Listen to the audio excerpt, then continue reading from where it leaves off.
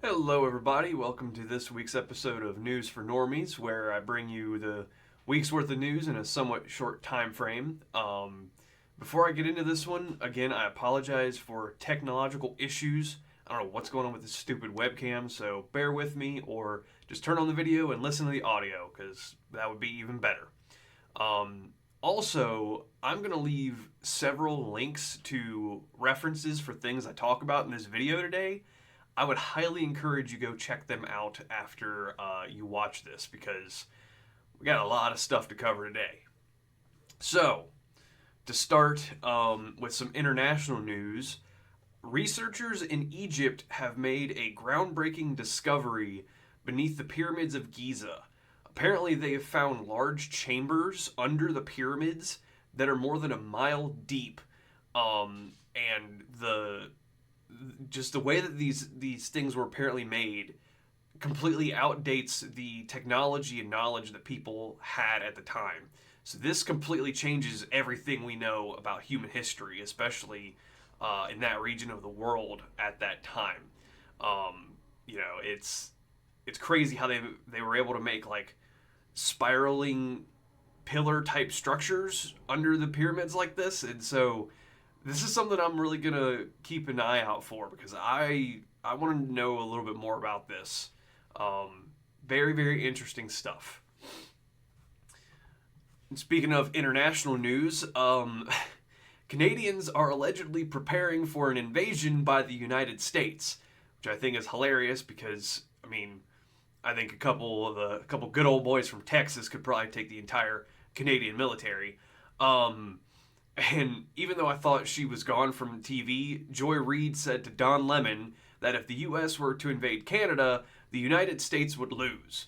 And she was citing the fact that back in the War of 1812, Canada burned down the White House, which, fair point, that is a part of history that happened. But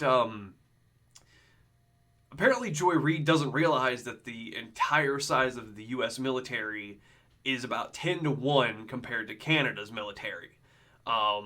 So, considering that they want to be hostile to us and they burned down the White House all those years ago, maybe it's time for round two. Just saying. Speaking of military actions, the U.S. military took out two top leaders of ISIS using precision airstrikes. And to that, I say good riddance to these scumbags, and hopefully more ISIS guys get taken out too. President Trump also gave orders to use military force against Houthi terrorists in Yemen. Now, you might be wondering who these are. It's just another offshoot of Islamic terror cells in the Middle East. And Marco Rubio gave a statement about this, stating that the United States is no longer tolerating these terrorists interfering with global shipping in the Red Sea and the Suez Canal. Now, if you're wondering, what are all those words you just said? The Suez Canal is one of the biggest global shipping lanes for the world economy at large. So if you have Islamic terrorists that are taking pop shots at shipping freights and shipping vessels, then those shipping vessels are going to get routed to go elsewhere, which means that it's going to cost more to ship those goods around the world, and therefore you pay more for goods that come from other parts of the planet. I think we should make a lot of our shit here, but we can't do everything here, so that's why. Hopefully we can take care of these guys too or something. Or maybe Trump can get Europe to take care of these because, I'm tired of the U.S. military being the world's police. But we'll see what happens. And again, I apologize for this webcam. I don't know what is going on with this thing. President Trump sent over 200 illegal aliens that were gang members to El Salvador. However, a district court judge from D.C. tried to block this from happening, but he was a little too late as the planes were already over international waters, so they just kept going to El Salvador, and they landed there. So, good riddance. It's mind-boggling to me why Democrats want violent gang members, especially international gang members here in the United States, especially after learning about Tren de Aragua, taking over apartment buildings in Colorado. That just kind of reminded me of that interview J.D. Vance did with what's her name on 60 Minutes or whatever it was, when she called them just a couple of instances, and J.D. Vance lit her ass up. So because of this latest stunt by this Obama-appointed judge, Elon Musk has vowed to fund senators in D.C. who want judges like this impeached. I think this is a good publicity stunt. However, getting a judge impeached in a situation like this would require a 2/3 vote from the Senate to do so. So that's probably not going to happen. But what other people have suggested is it may be equally effective to simply just defund these areas where these activist judges are and see how quickly they change their tune. Which I like that idea too. In the same vein of immigration topics, President Trump revoked the legal status of 530 migrants late Friday evening, which means that more deportations are imminent.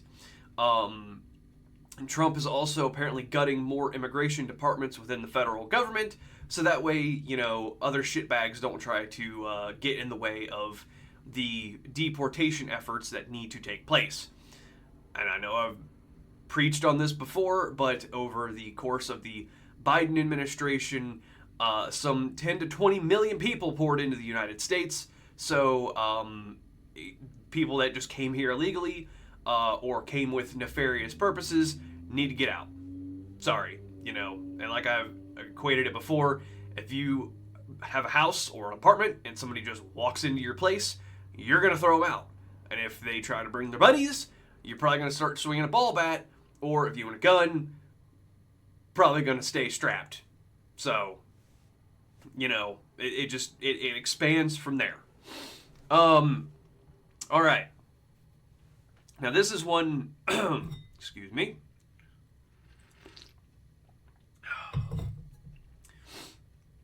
This is a topic that was getting some steam this week.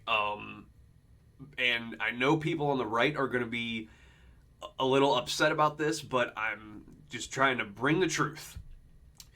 President Trump claims that the last-minute pardons issued by Biden are void because he allegedly used an auto pen to sign them. So what this means is that somebody else could have actually signed the pardons and not the sitting president at the time. There is one woman who is alleged to be behind the auto pen pardons, but it is not 100% certain. Regardless, and this is the big point here, even though President Trump claims that the pardons are void, they actually are not void and are still in effect because it is nearly impossible to prove whether or not Joe Biden signed them himself. I think the only way that we would be able to get that is if there was some sort of video evidence showing that it wasn't him, but that's not a thing, I don't think. So, there's no way really to prove whether this is true or not. So, for all intents and purposes, the pardons are still legit and in effect. Now, a little bit more international news. President Trump had a phone call with Vladimir Putin on Tuesday regarding a ceasefire in Ukraine. The call lasted for about 90 minutes, and Putin said that Russia was open to a 30-day ceasefire with Ukraine as long as there were no more military strikes against energy infrastructure. It is of my belief that Russia has taken over a nuclear power plant in the eastern region of Ukraine, so that might be why.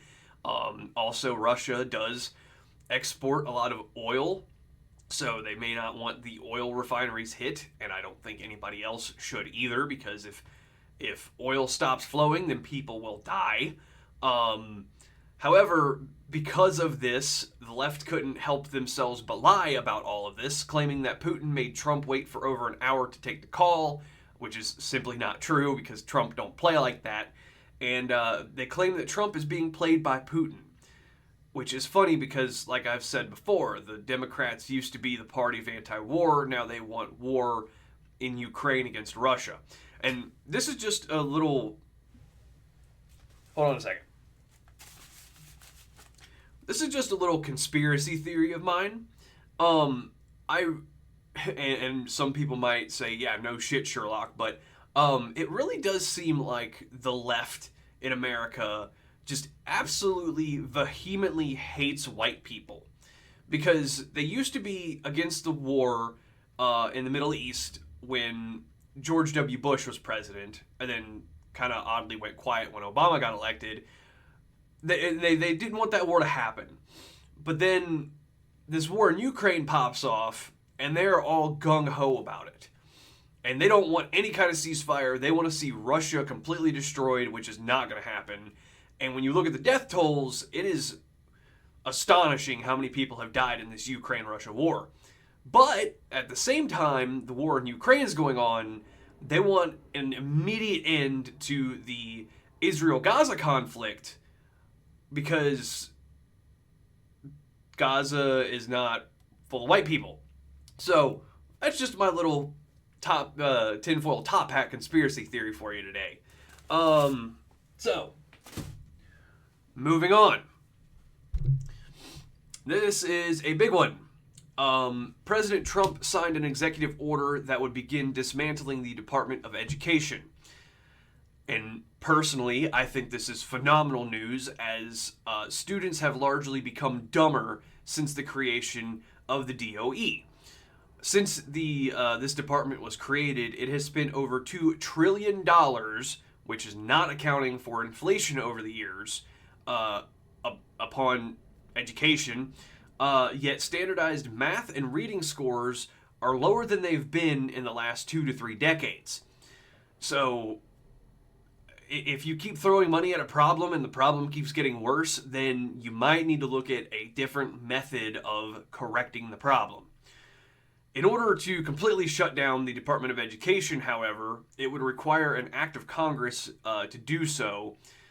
So the likelihood of that happening is slim to none. The best that we can hope for is gutting the DOE and quit funding bullshit like DEI and critical race theory in school curriculums. So, for anybody that is thinking that the whole Department of Education is getting shut down, yeah, probably not going to happen. The more I hate this next guy, or the more that I hear this next guy talk, the more and more I genuinely hate this motherfucker. Chuck Schumer has said some really insane things this past week.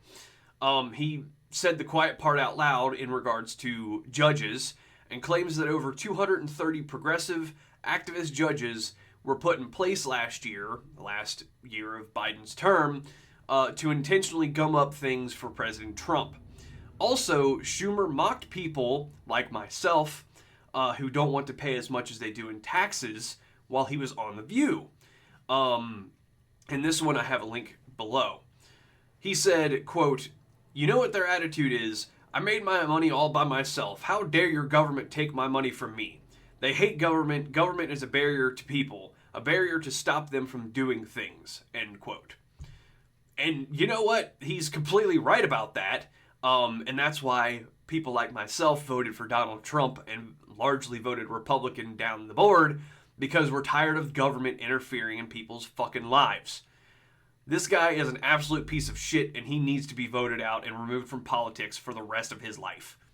I mean, honestly.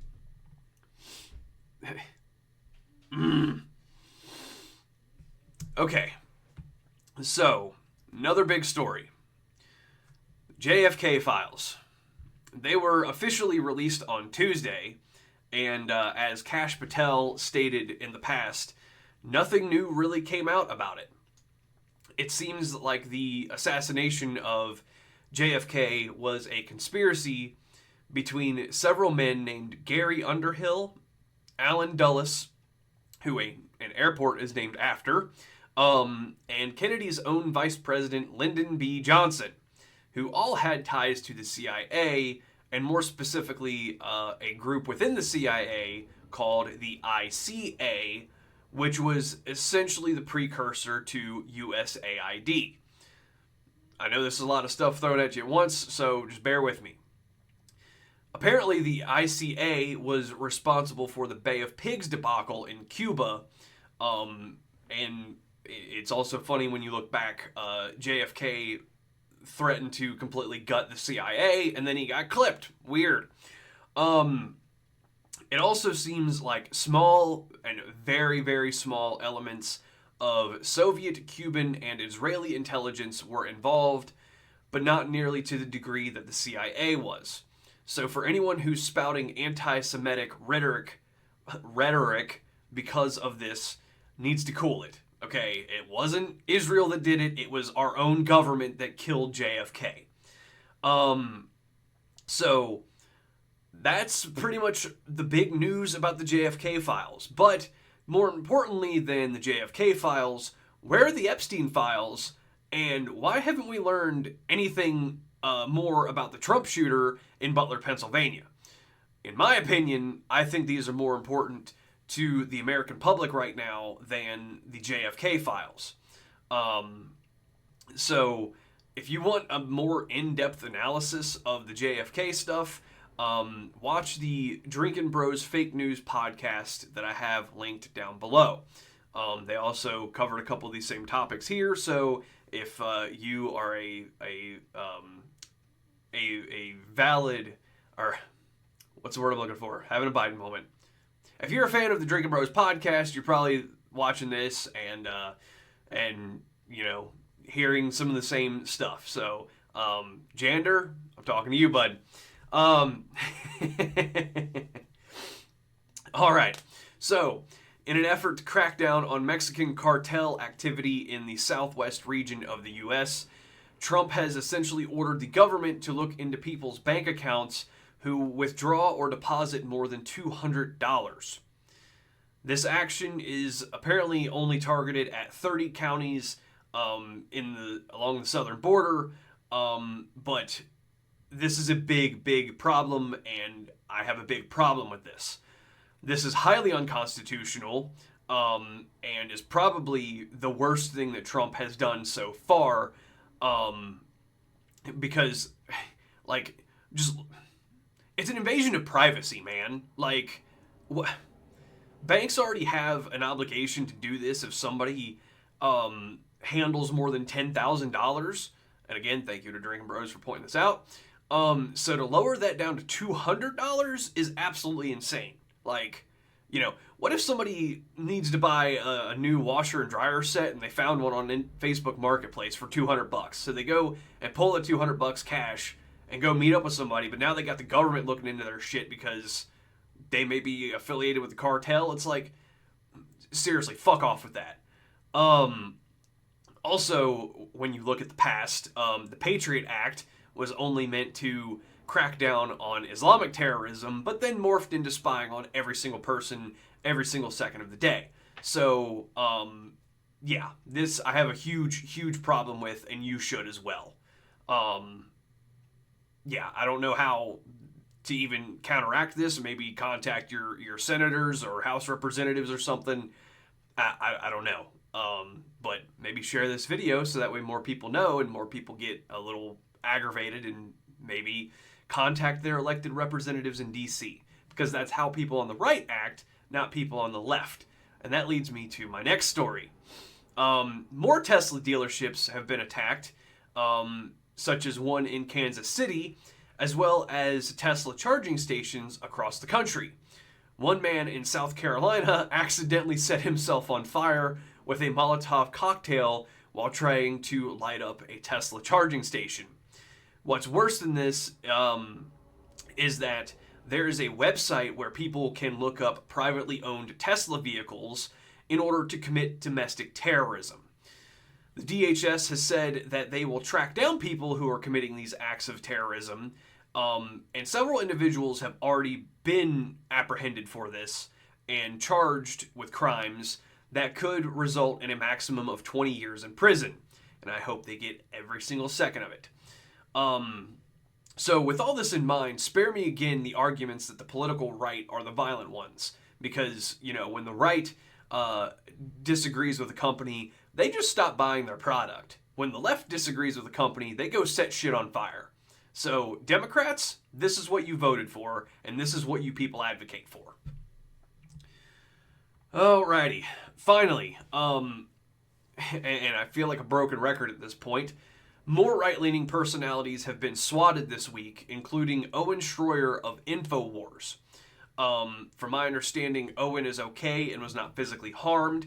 However, like I said last week, this is attempted murder because SWAT teams and local police show up at people's homes with the intent of kicking in their door because they've been told a hostage situation is taking place. So hopefully DHS can crack down on this one too. Now, I'm not trying to advocate for anybody to do anything. I do not agree with this. Do not do this yourself. And if anybody does, I hope you get found out too. However, it's not like somebody picks up their own personal cell phone and calls the local police department and says that there's something going on at 123 Main Street, you better go check it out. They probably use a Google-generated phone number and then make that call. However, I mean, the government can backtrack that stuff. Like, they have the means of finding this stuff out. So hopefully they do, and hopefully more people get arrested and put in prison. So, that is all I've got this week. Y'all stay safe out there. Like the video, share it with your friends, follow me on the socials. I'll have those linked below too. Probably should have set that up top. Check out the references. I highly encourage you do so. And I will see you all next week. So take care, and I'll see you then.